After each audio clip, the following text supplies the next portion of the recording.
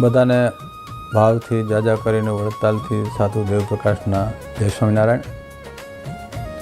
આપ બધા જાણીએ છીએ કે જેતપુર એ જોગીઓનું ધામ છે. સદગુરુ રામાનંદ સ્વામીને બહુ પ્રિય જેતપુર ધામ છે. એને કારણે જ ત્યાં ગુરુદેવ રામાનંદ સ્વામીએ સહજાનંદ સ્વામીને ગાદી ધર્મધુરતા સોંપી. એ જગ્યા ઉપર સરસ મજાનું બાળમુકુંદ સ્વામીએ એક શિખરનું મંદિર બંધાયું અને ત્યાં પછી ઘનશ્યામ મહારાજ પધરાવ્યા. એ ઘનશ્યામ મહારાજ સંકલ્પ સિદ્ધ મૂર્તિ છે, બહુ મહાપ્રતાપી છે.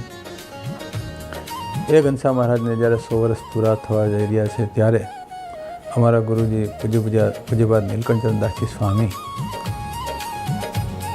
બહુ મોટો ઉત્સવ કરી રહ્યા છે. પોતે વક્તા છે, સાથે સાથે નિત્ય સ્વરૂપ સ્વામી પણ વક્તા છે. બંને ભક્ત જીતામણી કથા સુંદર સંભળાવશે. એ ઉપરાંત 7 દિવસ યજ્ઞ છે, સમૂહ મહાપૂજા છે, રાજોપચાર છે, ભગવાનનું પૂજન છે.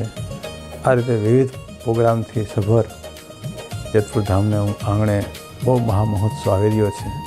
તો બધા આપણે સાથે મળી અને ઉત્સવનો વિશેષ પોતે લાભ લઈએ. પોતાના મિત્ર મંડળ, સગા સંબંધીને બધાને પણ ભાવથી આમંત્રણ આપી અને એને પણ ઉત્સવમાં સહભાગી થઈએ. કારણ કે ઉત્સવ છે એ જ આપણે સત્સંગમાં આગળ વધારે છે, ઉત્સાહ વધારે છે. એટલે મહારાજે પણ અવારનવાર ઉત્સવ કરી બધા સંતો ભક્તોને ભેગા કરી અને ખૂબ સત્સંગનું પોષણ કરતા.